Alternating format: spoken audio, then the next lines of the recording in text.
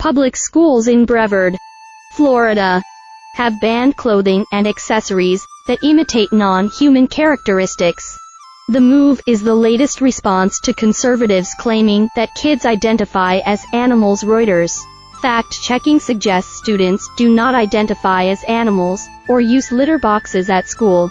A school district in Florida voted unanimously last week to ban attire associated with Furry Attire, the culmination of multi-PLE meetings revolving around the debunked myth that schools are creating accommodations for students who identify as animals. Florida's Brevard County Public School District's ban on clothing items of non-human characteristics was added to THE new policy after board member Katie Campbell said students raised concerns about Furry Attire in a dress code survey. According to reporting by Florida Today, the term Furry Attire refers to a small community of people interested in or identifying with anthropomorphic or animated animals. Under these new guidelines, items like cat ears, tails, and collars are not allowed at Brevard schools.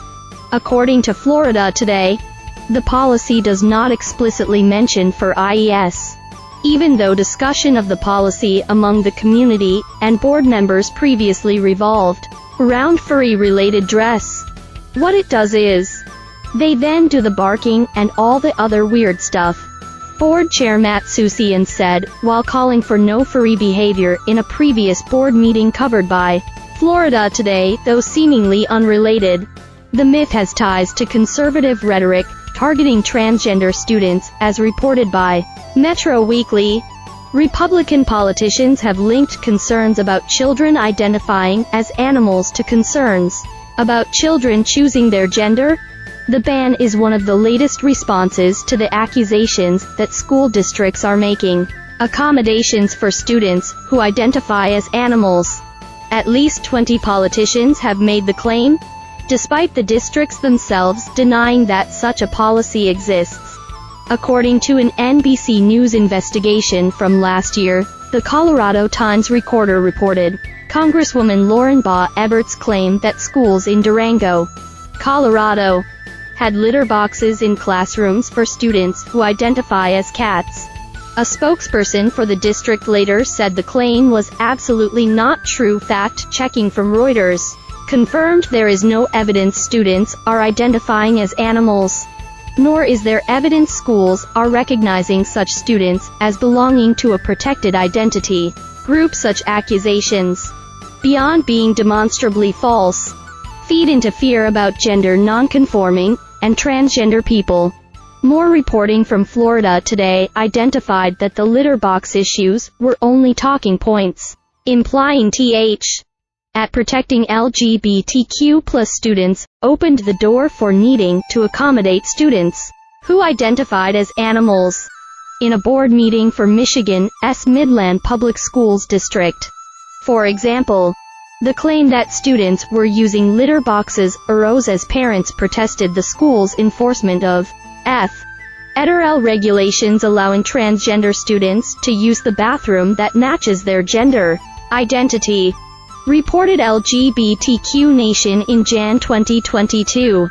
Nikita Shepard, a PhD candidate at Columbia University, said in an interview with Insider that throughout the 20th century, comparisons have been made between homosexual behavior and bestiality to stoke fear about the upending of traditional marriage after 2015. Shepard said, when same-sex marriage was legally recognized by the Supreme Court, a movement in Houston, Texas, attempted to overturn local anti-discrimination laws that protected LGBTQ+ people using the transphobic slogan "No Men in Women's Bathrooms." The movement, Shepard said, marked a pivot away from anti-gay and lesbian mobilization towards anti-trans and non-binary mobilization.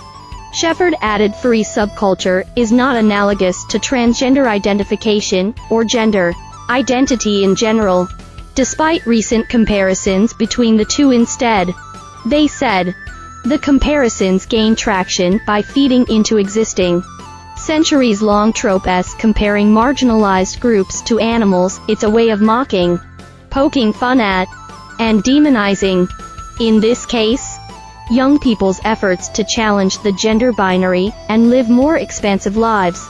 Shepard said, by associating young people with just being sort of confused and ridiculous and out of touch with reality, it's a way of associating extremely legitimate and medically validated claims like gender, confirming medical care, and associating them with something ridiculous and out of touch with reality.